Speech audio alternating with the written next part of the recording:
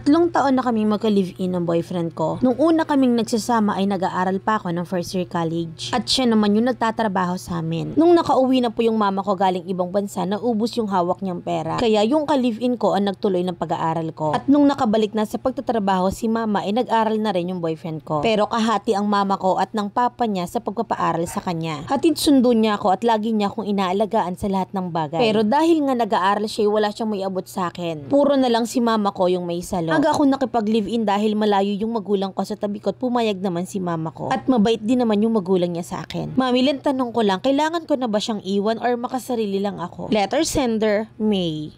Bakit normal yata sa panahon ngayon yung nakikipag-live-in ka habang nag-aaral? Di ba pwedeng nagtatrabaho habang nag-aaral? Ba't parang ang weird ng kabataan ngayon? Tsaka bakit sinasagot ng mama mo yung pagpapaaral at gastusin yung magjowa? Suportadong maigi yung pakikipag-live-in mo na hindi naman tama? May crush ba yung mama mo sa papa ng boyfriend mo? Kasi kakaiba eh. Tapos ikaw nag-e-expect ng sustento sa boyfriend mo, estudyante nga at ang mama mo pa yung nagpapaaral. Tsaka sabi mo mama mo yung sumasalo ng lahat, bakit kailangan ka pang abutan? Tsaka bakit parang durot na durot ka sa pagmamahal? Sabihin mo sa mama mo, ikaw na lang yung suportahan, hindi ibang anak. Mag-focus muna kayo sa pag-aaral nyo, nakikipag-live-in kayo kay bata-bata nyo pa. Pag-aaral yung atupagin nyo. Makakapag-antay ang pag-aasawa, iha. Huwag kayong magmadali, maraming isda.